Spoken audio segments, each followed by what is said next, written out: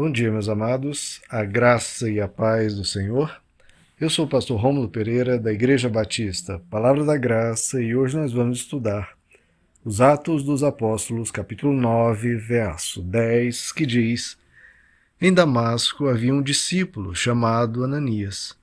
O Senhor o chamou numa visão. Ananias, eis-me aqui, Senhor, respondeu ele. Bom, meus amados, estamos vendo aqui nesse capítulo 9 a conversão de Saulo, né? Como ele se transformou de Saulo, um perseguidor, uma pessoa violenta, agressiva, legalista, e viveria a se transformar em Paulo, né? O apóstolo da graça. Ele teve esse encontro com Jesus Cristo. Jesus disse a ele que deveria entrar na cidade e aguardar, porque ele seria instruído sobre o que ele deveria fazer. Então Jesus aparece a Ananias. Jesus então vai usar uma pessoa para falar com Saulo. Por quê? Claro, como já comentamos, Jesus poderia ter falado com Saulo no caminho lá de Damasco, quando Jesus apareceu a ele. Mas, como explicamos, Deus entende a necessidade do tempo para o ser humano. Jesus apareceu, deu aquele choque em Saulo, aquele impacto nele, e Saulo ficaria 3 dias, como vimos no último verso, em meditação, procurando entender o que estava acontecendo, examinar-se a si mesmo e procurando, na sua mente, entender o que tudo aquilo tinha a ver com o que ele havia aprendido, com as atitudes de perseguição dele. Passados esses 3 dias, sim, Jesus poderia fazer uma nova aparição a Saulo. Só que Deus tem os meios dele.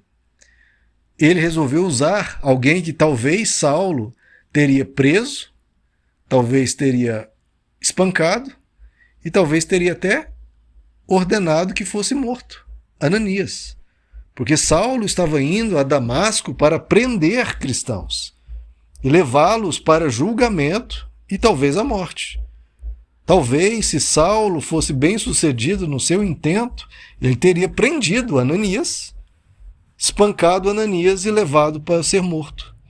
Então olha como Deus é um arquiteto, é um xadrezista, ele sabe mexer as peças, então ele vai usar uma pessoa a quem Saulo talvez teria levado à morte para levar Saulo à vida. Vou repetir isso. Deus então resolve usar alguém que Saulo provavelmente levaria à morte para que levasse Saulo à vida. Deus então aparece a Ananias para falar com Saulo. Esse Ananias aqui, a gente não tem muitos detalhes, só lá em Atos capítulo 22, que o próprio Paulo vai dizer, né, que ele era um homem devoto, respeitado por todos, alguém que tinha um bom testemunho, mas não se dá nenhum destaque na Bíblia à figura desse Ananias. Obviamente ele não era nenhum dos apóstolos. A tradição cristã diz que ele era um dos 70 discípulos que Jesus havia treinado e enviado para evangelizar, né, lá nos evangelhos. E que ele teria sido martirizado depois, né, morrido pela fé cristã. Mas isso são detalhes que a Bíblia não conta, estão em outras fontes cristãs. Mas o que se sabe é essa prontidão que ele tinha. Olha, Jesus aparece a Ananias e qual é a resposta dele? Eis-me aqui, Senhor. Eis-me aqui. Essa é a frase linda que aqueles que são de Deus dizem a ele: Senhor, eis-me aqui. Usa-me a mim. E tantos falaram assim, a própria Maria, mãe de Jesus, quando colocada diante dela aquela missão de estar grávida pelo Espírito Santo, ela disse: eis-me aqui, usa a tua serva. O mesmo Samuel, né, Samuel, o profeta, quando ele ouve uma voz, não sabia quem estava dizendo, e depois ele é ensinado que era Deus que estava o chamando, e ele diz: eis-me aqui, Senhor. Então essa é uma frase linda, né, queridos? Quem dera Deus pudesse contar conosco, com mais pessoas como Ananias, que se prontificam a fazer uma obra, mesmo que depois nunca mais apareçam com grande destaque, mas estão prontos para uma missão.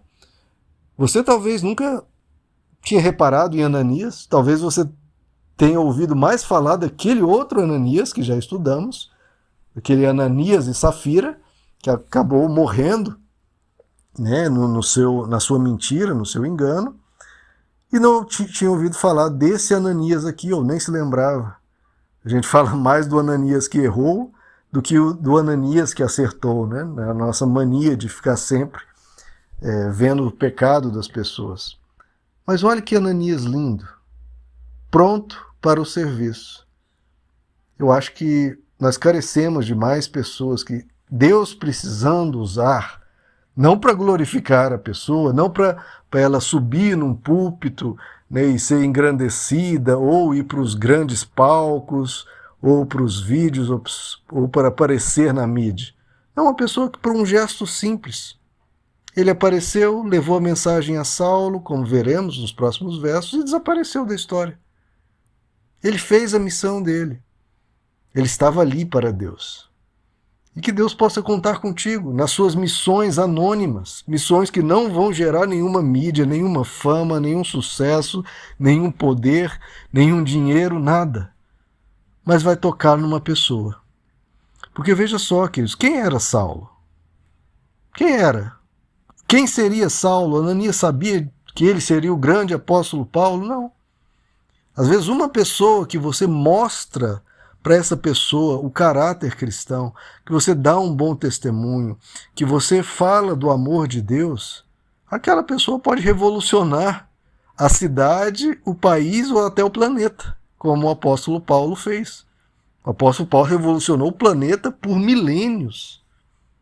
E tudo começou com quem? Com Ananias ali dizendo, eis-me aqui, Senhor.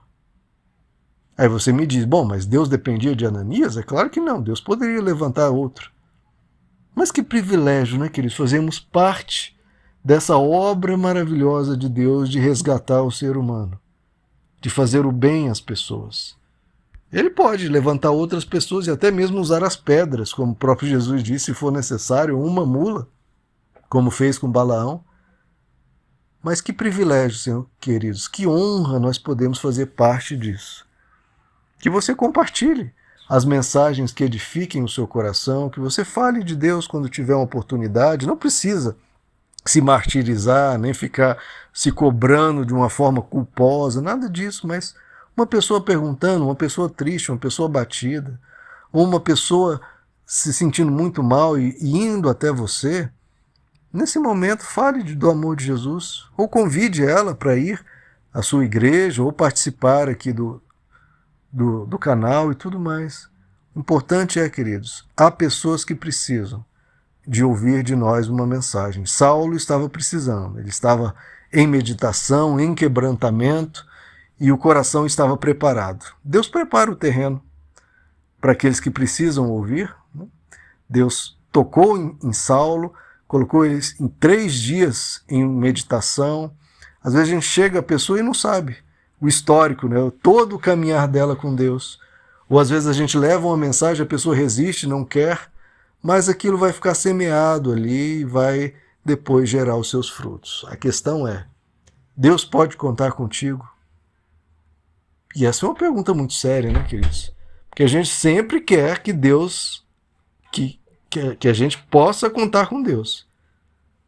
Então a gente sempre acha que pode falar e Deus vai ter que obedecer. Mas será que Deus pode contar conosco? Será que Ele pode vir até nós e pedir para nós algo? Que Deus possa contar contigo, queridos. Eu quero estar à disposição dEle. É um privilégio. Meus queridos, meus amados, que Deus os abençoe. A graça e a paz do Senhor.